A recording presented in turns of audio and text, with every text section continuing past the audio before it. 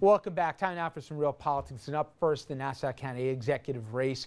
It's heating up, and a familiar name has thrown his hat back in the ring. Former county exec Tom Suozzi, he wants his old job back, meaning that if Suozzi makes it through the primary, and that is an if, we could actually see a Suozzi-Mangano rematch in November. But in the meantime, Suozzi's going to have to beat out challengers like John Kamen, the North Hempstead town supervisor, and Adam Haber, businessman from Roslyn, both of which with some money, Anthony. It's going to be an expensive primary. I know people think county exec race. We're talking millions just in the primary. Sure, it's going to be an economic infusion to Nassau County since we don't have the hub, so we have to do something, right? No, it was very interesting that Suozzi was coming out of retirement. Were you surprised? I thought he would stay out a little bit longer, but look, he loves public service, and it's exciting for him. And the Jay Jacobs, the Democratic leader, was really pushing him. I think what's interesting is you have John Kamen, who's also a well-respected Democrat in Nassau County, has thrown his hat in the ring, or at least he's thinking about it with some real money. But don't forget, he's got more than $2 million in the war chest. Right? I don't know if he does, but I believe that this other guy does. Haber does. He's self-financing. Yeah. But Suozzi has over $1 million still in the bank. He can raise money. He's prolific. I mean, he's on golf outings that have raised $1 million in one day. So it's going to be a very interesting race. Does Cuomo have a dog in this fight? Because I heard they weren't crazy about Suozzi maybe getting back in, that there was some other favorites. If that was probably behind the scenes, I doubt Cuomo is going to want to weigh in out in the public on this thing right now. I think he's got enough to deal with. Yeah. But I think what's interesting to me is that when Mangano took over about 30 days into it, the state took over the finances. So I think Mangano has a real stick on Suozzi to say, hey, look, this was all you. I inherited this, and these are questions that he's going to have to answer. Next up is Obama for America, or should I say Organizing for Action. Obama's all-campaign framework here. It's now morphed into a political organization called Organizing for Action. Their mission, to advocate for Obama's wish lists. The new organization, it's a nonprofit, tax-exempt group. It's going to try to use their re-election campaign, grassroots, and social media operations, and this thing is really powerful, as well as voter databases, humongous email list to try and build a public support for stuff like gun control, if he does anything on climate change, certainly immigration here. It's estimated this email list alone could be about 13 million people. And Ryan, this is your bread and butter. For people who don't understand, this thing was hugely important in both the first Obama campaign and in the re-election.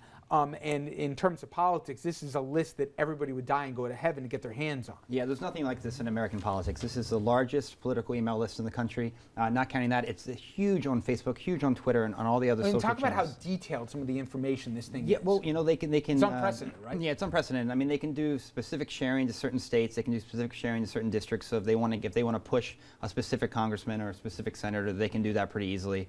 But say if they had you, give an idea to the public, like what kind of detailed information they'd have on you, so it's not just a guy's name with a phone number and email address. Well, this was the first time we'd ever been able to smush the voter database with commercially available data.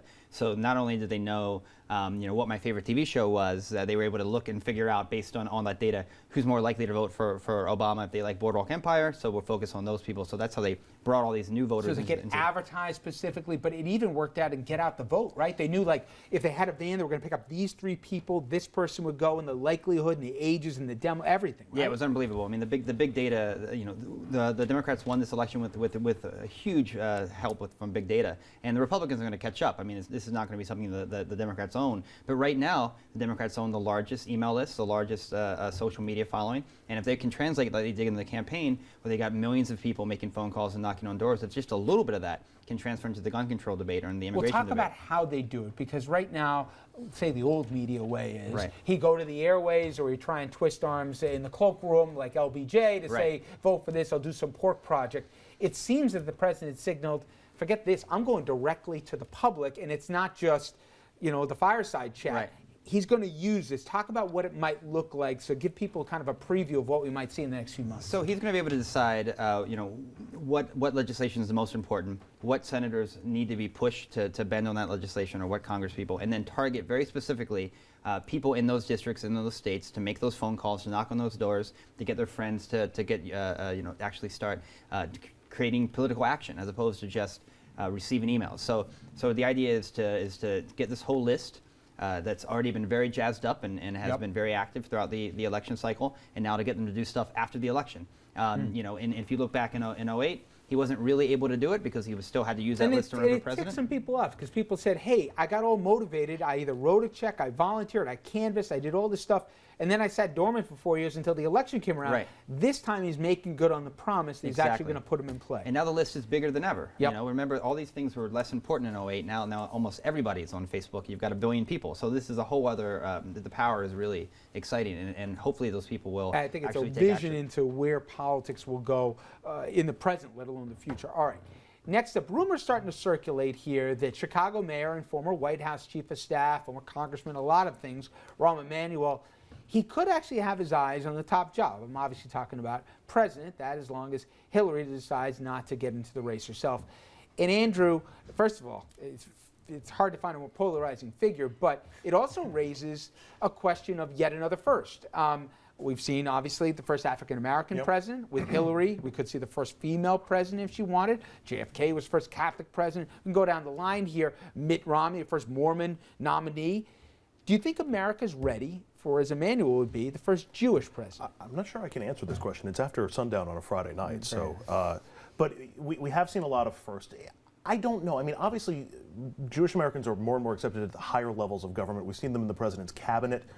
Henry Kissinger, notably back in the Nixon administration. And you look at the current setup in Washington right now. You've got Chuck Schumer, who is the #3 guy in the Senate. He's obviously well, not obviously, but he's Jewish, and he obviously likes TV. You've got Eric Cantor, the #2 Republican in the House.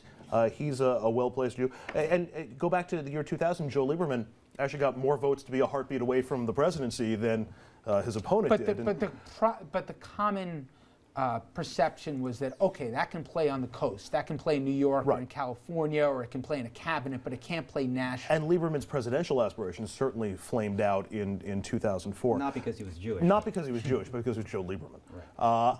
I don't think we're really ready yet, and I don't think we've seen somebody... Wouldn't you say the same thing about a black president? Well, in at this point, 06, clearly we're more ready now for a black president than a Jewish president. Congress might not be. I don't think we're quite there yet. You think he's right?